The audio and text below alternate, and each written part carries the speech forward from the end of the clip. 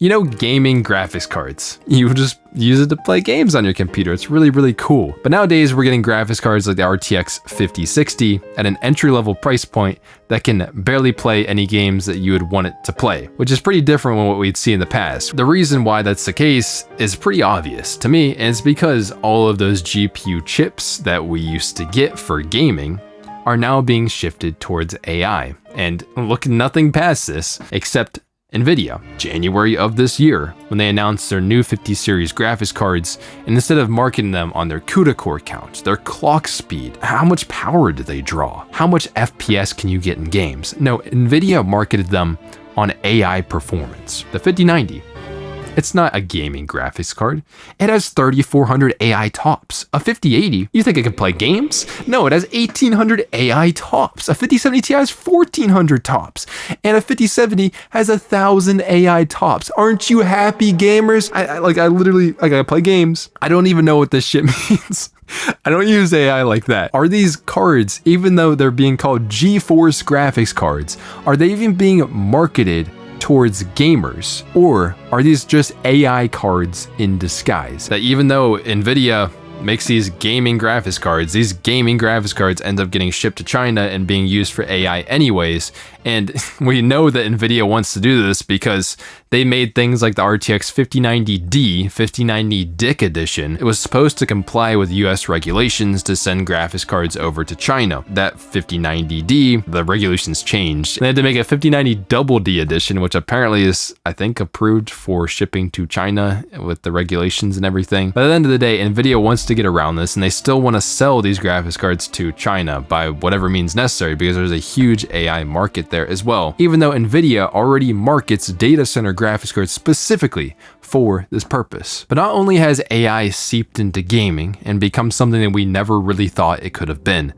but also AI has become extremely mainstream, tons of public investment, and also leads to a lot of companies becoming protective. And we've seen some companies trying to silence media, anybody who tries to criticize AI. And that's what we're seeing with Steve from Gamers Nexus. I've got some more thoughts on this. I'm going to save those for a little bit later. But also, I want to include some of my experiences when I've worked or talked to, and not really worked with, but talked to companies like NVIDIA. What do they want you to talk about? What narrative do they want you to push? Because at the end of the day, gamers, like, we don't really like this. We don't like that our gaming cards are turning into AI cards. Like, I can't play in AI. Okay, at least not yet. Yes, we might get some cool features like super resolution that uses AI or frame generation that uses AI, but it doesn't really add to the gaming experience to a significant way. At the end of the day, we just want to play fun games. Even though NVIDIA was a gaming company, now gaming is only a fraction of their entire revenue. And NVIDIA has been extremely successful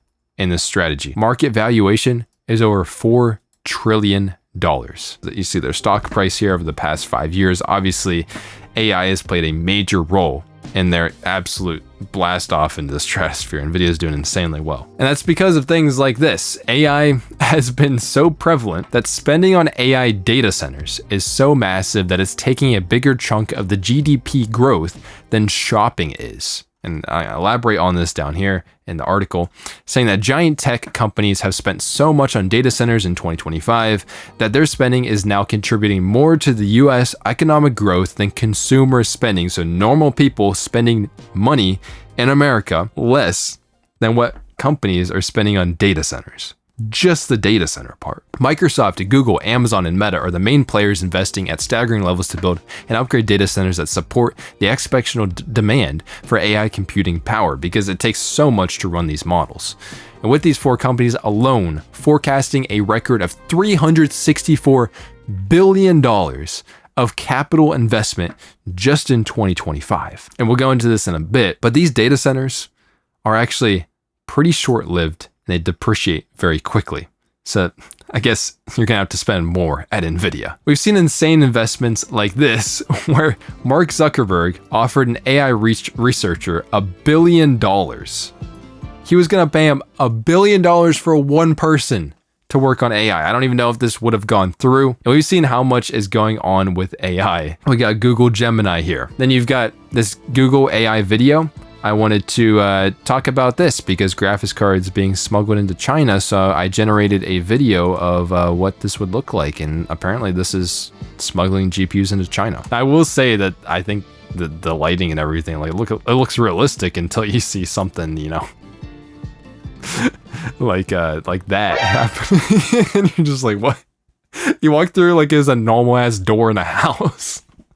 Oh my god. We got Microsoft Copilot. I'm saying, how many gamers actually use Copilot? We don't really like this that much, not gonna lie. We've got ChatGPT also out here. I've used ChatGPT, I think, once in my life. Maybe I'll start using it to help me code or something. I don't know, but we've got XAI making Grok for Twitter, which it's basically Twitter AI. I guess we'll see where it goes. And the AI investment has gotten so crazy that AMD, a company that makes chips, like computer chips, renamed their processors to AI Max.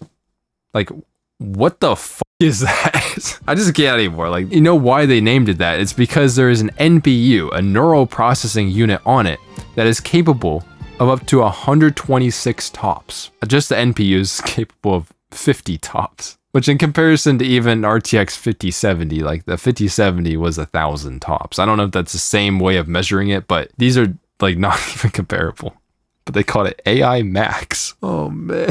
Then you got the other side of this, where AI is going to take over the world. I remember I actually watched this video and I was like, oh my god, AI, by 2027, we're gonna be at a point where we can't beat AI anymore. You know, that's the theory that goes along with this video. And it is a very interesting watch, I do recommend it. It's kind of scary, I'm not gonna lie. The more and more I see things go, the less and less I think something like this will end up happening. It could, I guess. I mean, 2 years is even a decently long time, but I think things are going to slow down a little bit, to be honest. Now, on the other hand, AI is also very useful in some other ways, say like with medicine, you know, diagnosing people with diseases. So you can try to catch things a lot earlier and a lot cheaper and a lot faster than maybe individual doctors would be able to do. I think that's one of the major things that it's useful for, but we'll go into the collapse of AI pretty soon, because AI has had a lot of problems, and even the CEO, Sam Altman, OpenAI, the people who make ChatGPT,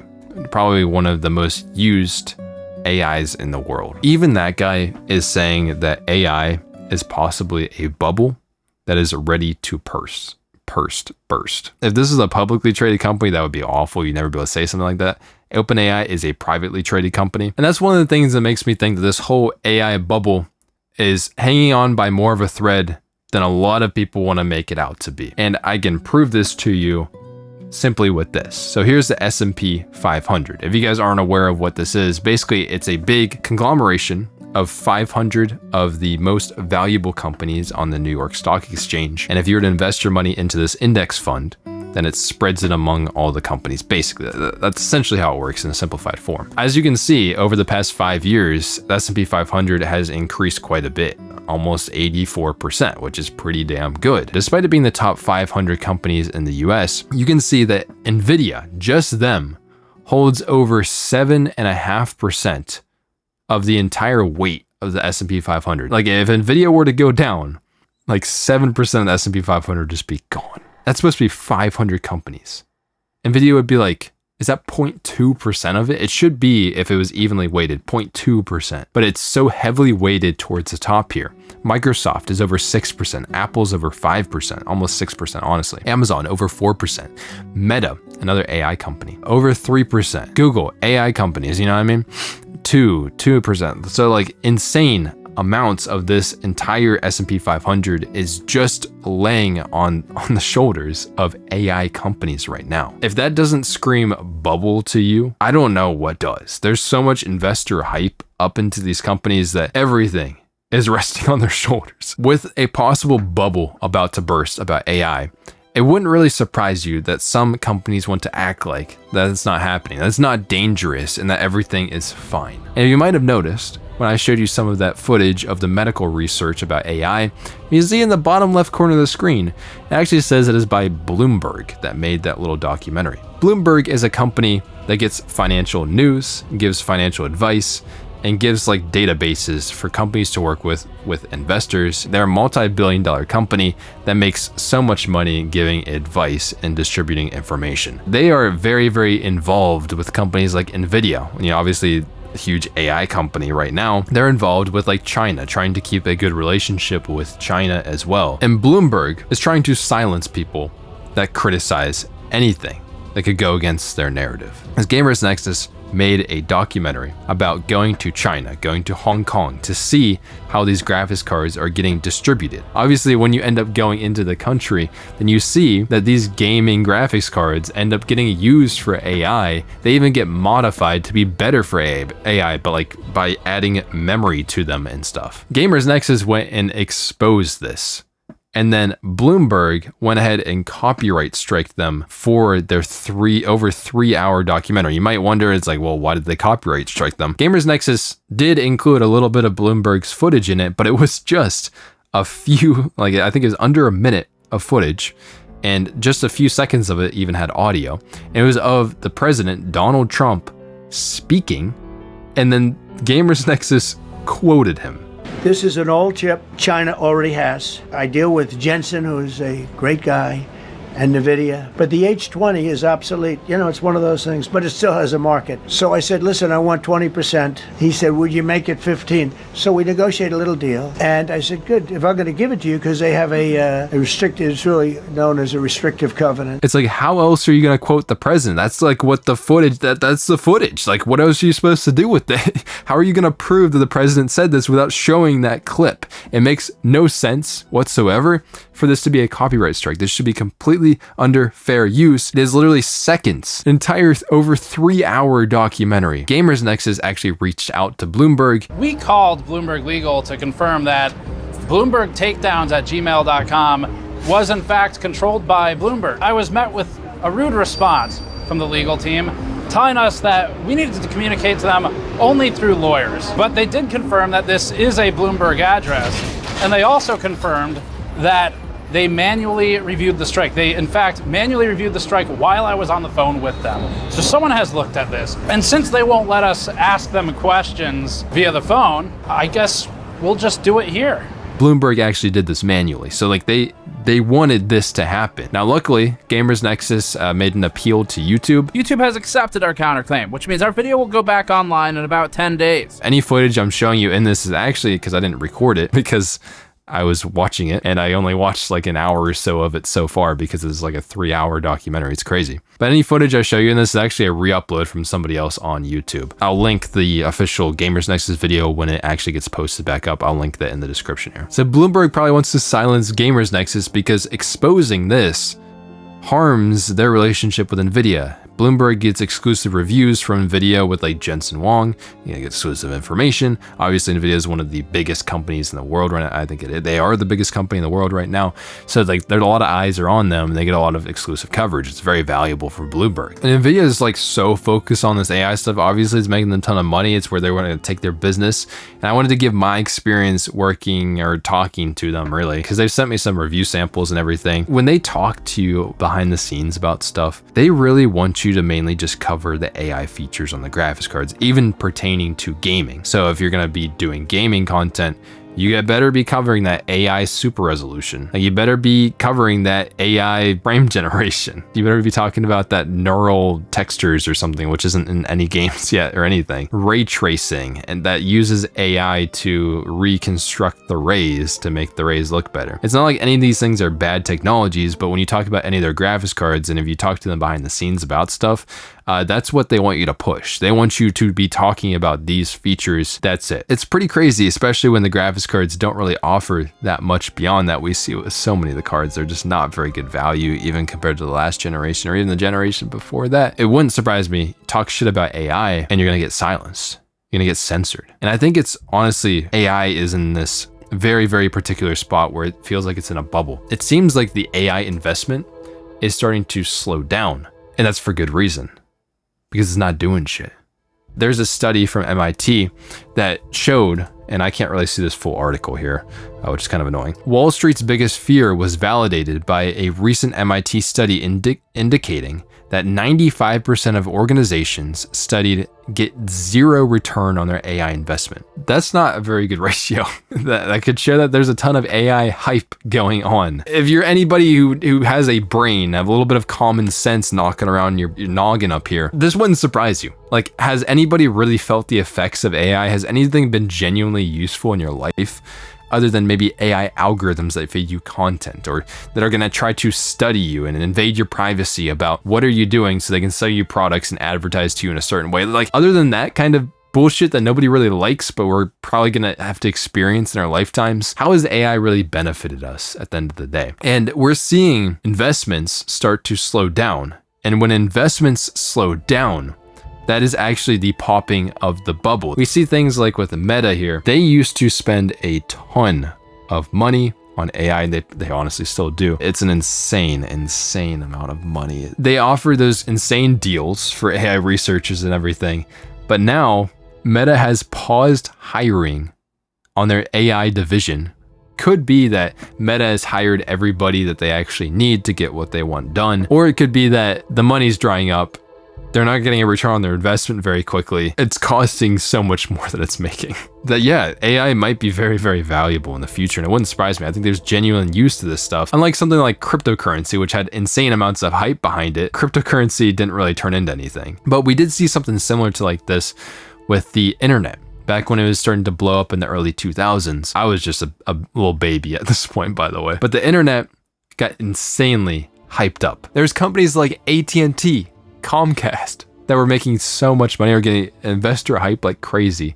And then when people realized that the internet wasn't insane yet, that the return on investment wasn't coming, huge pop of the bubble, the entire market crashed. Nowadays, obviously the internet is used all the time. Like you're watching this damn video right now. It just took a longer time to get to that point. And you could argue that AI is going to get there faster than the internet did. Are we expecting way too much of this technology? How is this going to integrate into our lives in a useful way that people actually want to use? Like personally, in my own experience, I barely use AI at all. And anything I use with AI, just like an older feature that has had the AI label slapped on it, you know?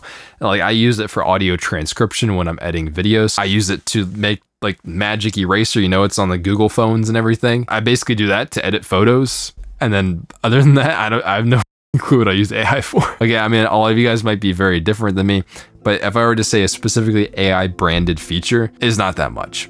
Okay, maybe Google search results because they shove Gemini in your face anyways. I don't know how to avoid it. NVIDIA sells these data centers to these companies. It's extremely expensive. But at the end of the day, these data centers don't actually get a huge return on their investment. There's been a lot of advancements in AI processing and everything. A company might think that data center might last some 6 to 7 years or something like that. But at the end of the day, if you want to stay very competitive in the AI market, you need to replace a data center like every 2 to 3 years. You got to replace it with the newest shit that's out there, which NVIDIA is probably foaming at the mouth seeing that they're going to buy more stuff. The more you buy, the more you save. But at the end of the day, that's a lot of money, and they thought they're going to get more investment out of it than they really did. And it wouldn't surprise me if over the next years, and I think we're even seeing this now, that there's going to be less investment into building data centers that calculate all of these things. AI needs an insane amount of processing power to run. Companies like ChatGPT, they're actually secretly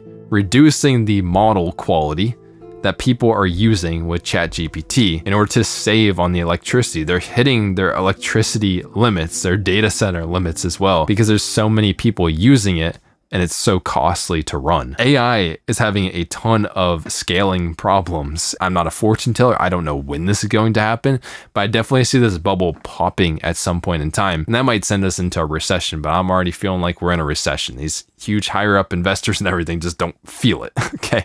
Normal people feel like we're in a recession right now. We can't buy shit. We can't get houses. We can't get jobs. Apple's barely been participating in this race at all. They've barely invested any money into it. And Apple Intelligence, the headlining feature for this, has had barely any features roll out, which I really want Apple Intelligence to actually be okay. I don't really get what it's being used for. And honestly, it's sucked up to this point. And it's because Apple has invested that much into this. And honestly, probably because Apple might have seen that this stuff is kind of overhyped right now. As every day goes on, it seems like Apple might have been more and more correct in their decision of not investing that much into AI as of yet. And that doesn't even consider yet there are those whole huge fears, of these AIs taking over the world and everything. If you want to just disclude that, like not even talk about that part, but also intruding in our privacy, because these AIs are built on so much data and knowledge, and they're obviously going to be used for things like marketing and advertising. We already know that. At what point is it a breach of privacy? I don't know where the line will end up being, and that could lead to a lot of regulation coming in the future as governments start to catch up to this. This stuff is moving very quickly. For example, the big beautiful bill in the United States kind of sucked. I really didn't like this. We're going to originally write into the bill that you couldn't regulate AI at all at a federal level